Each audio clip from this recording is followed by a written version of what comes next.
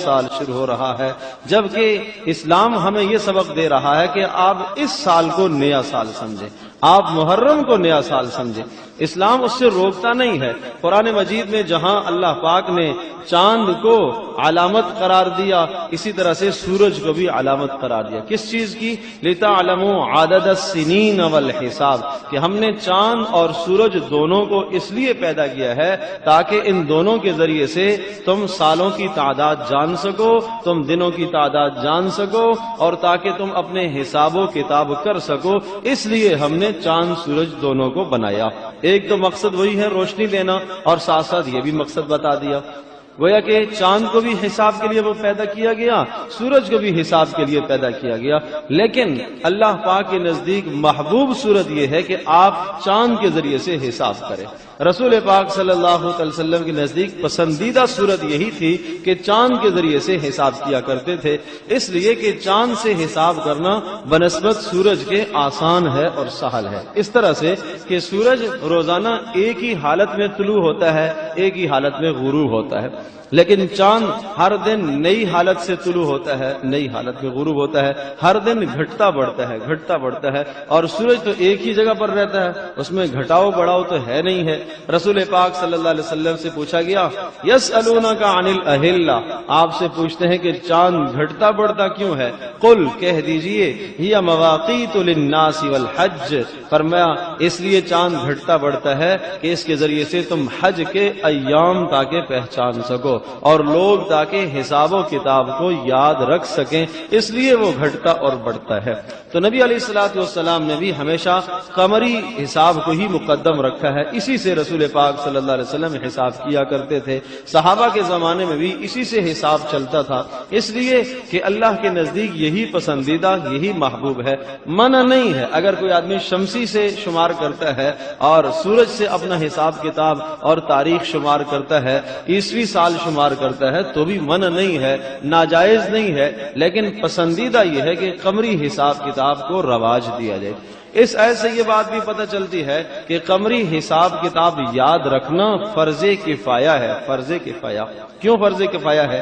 اس لیے کہ رمضان کے روزے رکھنے ہیں، اس لیے کہ حج کے موقع آتے ہیں، اس لیے کہ 10 محرم الحرام میں روزے کا حکم ہے، تو وہ جب ہی ہو سکے گا کہ جب آپ کو قمری تاریخیں یاد ہوں۔ کسی کو بھی نہیں معلوم کہ آج قمری کون سی تاریخ ہے، کون سا مہینہ چل رہا ہے، اگر کسی کو بھی نہیں پتا پھر سارے گناہگار ہوں، پھر سب گناہگار ہوں گے۔ اور اگر چند افراد اس چیز کو سیکھ لیتے ہیں، جان لیتے ہیں، تو پھر سب سے فرض کفایہ ادا ہو جائے گا۔ اس لیے کہتے ہیں کہ اس قمری تاریخ کا یاد رکھنا فرض کفایہ کا درجہ ہے۔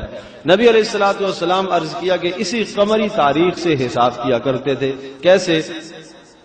آپ علیہ السلام نے ارشاد فرمایا، نحن امۃ امیہ لا نکتب ولا نحصی، ہم تو امی لوگ ہیں، لکھنا پڑھنا ہمیں آتا نہیں ہے، ہم حساب کتاب ہاتھوں سے ہی کرتے ہیں۔ تو رسول پاک صلی اللہ علیہ وسلم نے انگلیوں سے حساب کتاب فرمایا۔ آپ نے ارشاد فرمایا، الشہر ہاکذا وہاکذا وہاکذا او ہاکذا، آپ نے 3 بار انگلیوں 10 اس طرح سے پھیلائی، فرمایا مہینہ اس طرح سے ہوتا ہے، ایسے ہوتا ہے، ایسے ہوتا ہے، یعنی 30 انگلیاں ہو گئی۔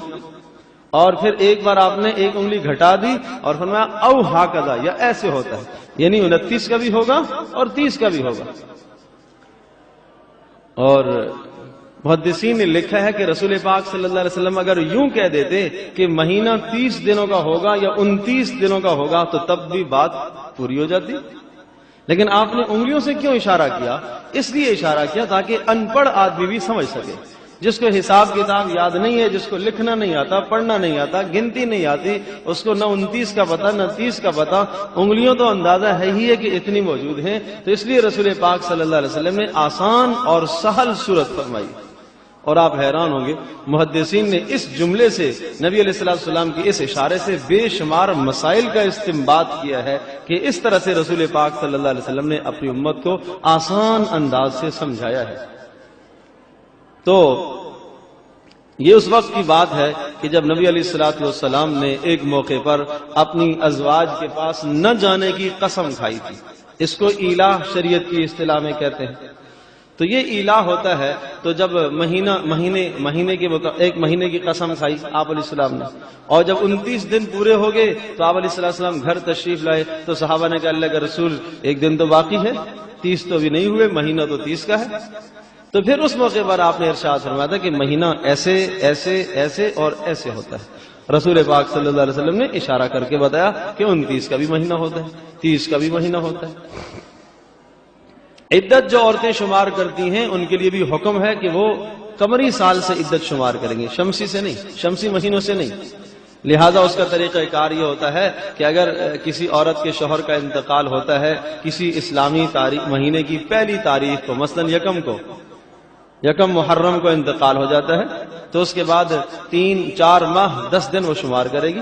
4 مہینے شمار کرے، چاہے 4 مہینے 30 کے آ جائیں، 29 کے آ جائیں، اور مزید 10 دن اور اگر صورتحال یہ ہے کہ 20 کی کسی تاریخ میں انتقال ہوتا ہے تو پھر 130 دن پورے کرے گی. 130 دن. زکوٰۃ کا حساب ہے وہ بھی آپ نے قمری تاریخوں سے کرنا ہے. حج کا حساب تو معلوم ہی ہے قمری تاریخوں سے ہی ہوتا ہے. تو اس لیے عرض کر رہا ہوں کہ اس تقویم کو، اس کیلنڈر کو بھی یاد رکھنا چاہیے، اور یہ یاد رکھنا فرض کفایہ کہلاتا ہے. پھر یہ بات بھی ذہن نشین فرما لیجئے کہ جس طرح سے ہم عیسوی کہتے ہیں، یہ عیسوی سن ہے، ایک ہجری اور ایک عیسوی. عیسوی کا تعلق ہم کہتے ہیں کہ عیسیٰ علیہ السلام سے ہے، نسبت عیسیٰ علیہ السلام کی طرف ہے، اور ہجری کا تعلق رسول پاک صلی اللہ علیہ وسلم کی ہجرت سے ہے.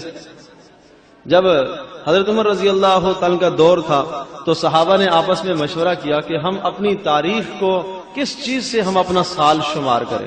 اس سے پہلے بدر سے سال شمار کرتے تھے، احد سے شمار، یا کوئی بھی معروف واقعہ ہوتا اس سے اپنی تاریخ لوگ شمار کیا کرتے. مثلا کوئی بچہ پیدا ہوتا تو کہتے ہیں وہ جو فلاں جنگ ہوئی تھی اس جنگ کے 10 دن بعد یہ بچہ پیدا ہوا. اس طرح سے اپنی تاریخ یاد رکھا کرتے. جیسے کہ نبی علیہ السلام کے متعلق آپ نے سنا ہوگا کہ عام الفیل، وہ جو ہاتھیوں والا واقعہ پیش آیا تھا، اس کے 55 دن بعد آپ علیہ السلام پیدا ہوئے.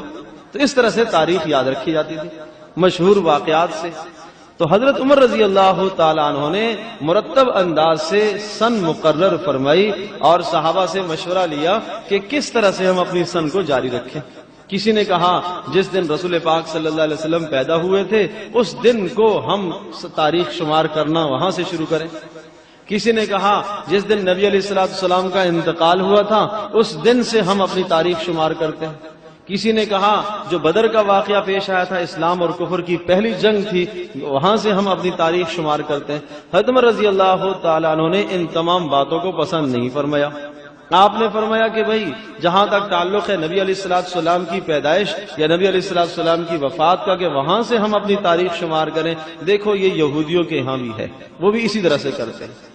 ہم نے یہودیوں کی خلاف ورزی کرنی ہے، اس لیے کہ ہمیں نبی علیہ السلام نے ہمیشہ یہی سبق دیا اور آپ علیہ السلام کی منشا یہی ہوا کرتی تھی کہ یہود و نصارہ کی مخالفت کرنی ہے. اس لیے سوچو کیا کرنا. پھر کسی نے یہ رائے دی کہ ایسا کر لیتے ہیں کہ رسول پاک صلی اللہ تعالی علیہ وسلم جب مکہ مکرمہ چھوڑ کر مدینہ طیبہ تشریف لے گئے، جس سال وہاں سے ہم اپنی سن کا آغاز کرتے ہیں.